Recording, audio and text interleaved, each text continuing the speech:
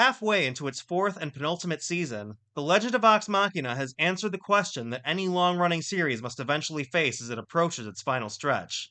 Does it still know what it is? And does it still care? And across today's 3 episodes of escalating consequence, it's clear that the answer is an emphatic yes. Episode 4 of the season, Taryon, My Wayward Son, is the backstory installment that the new character has more than earned since his introduction in the premiere. The visit to the Darrington family estate is structured as a classic dramatic irony. Taryon arrives with the hopes of his father's approval as the unspoken prize, while the audience understands almost immediately that the elder Darrington is not the idealized man his son has spent his life hoping to impress. Wayne Brady has been playing Taryon as a man armored in performative confidence, and the episode uses that armor skillfully. Every moment of cheerful obliviousness reads differently once the shape of the betrayal becomes clear. When Taryon is finally forced to confront the obvious fact that his father is not merely aware of the Shadowstone mining, but its architect, it lands with a particular weight of a disillusionment that has been building since childhood. And it ends with the poetry of a son trapping his father inside the mine that was supposed to represent the family's legacy. The episode earns every note of that conclusion. Meanwhile, Percy deploying Grog as comic muscle in a business meeting, while the rest of the party conducts the actual investigation, is the kind of tactical absurdism this show does better than almost any other animated series currently running. Episode 5, to Rolo's 11, is exactly what its title promises. A loving homage to the 2001 heist film remake, Ocean's 11, transposed into the world of Tal'Dorei with the anarchic energy that distinguishes Vox Machina's approach to any plan that requires stealth. The Cobalt Soul Library infiltration proceeds exactly as one would expect in this show.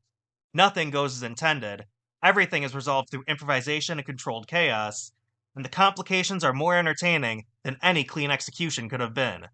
The truth spell causing Vax to learn of Vex and Percy's secret marriage is precisely the kind of revelation this show saves for moments of maximum inconvenience.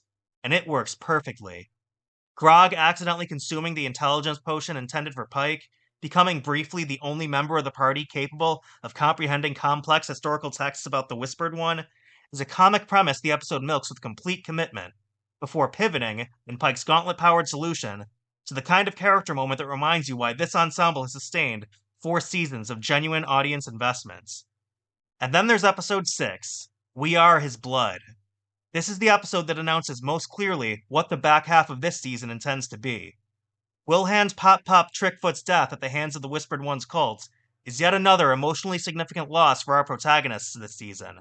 It lands without warning, without ceremony, and it lands hard. And the revelation of Delilah Briarwood among the cult's ranks transforms a grief scene into something with considerably larger implications. A villain this show has used sparingly and well, returning at precisely the moment when the emotional defenses are lowest. Meanwhile, Vax's admission to Percy that the secret wedding was simply the first of the milestones he knows he will never see speaks of more lasting wounds to come. Every birth, every celebration, every ordinary day that the people he loves will experience after he is gone.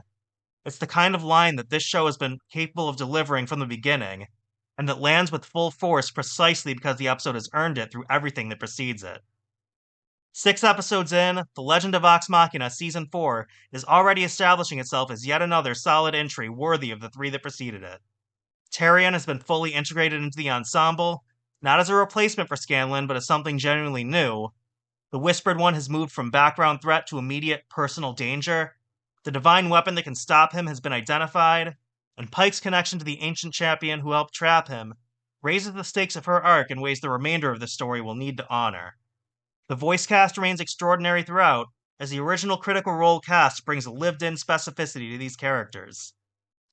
Here's what the first half of Season 4 has demonstrated. The Legend of Vox Machina is not coasting towards its conclusion, it's building towards it, with genuine intention and genuine emotional honesty. The next 3 episodes drop next week, and I cannot wait. The Legend of Vox Machina Season 4 continues on Amazon Prime Video, with new episodes dropping every Wednesday through June 24th. So let me know in the comments. Critical Role fans, how does the show's version of these arcs compare to the original campaign for you? And for everyone, are you ready for what comes next? Make sure to subscribe to Fandom Frontline for more reviews as the season continues.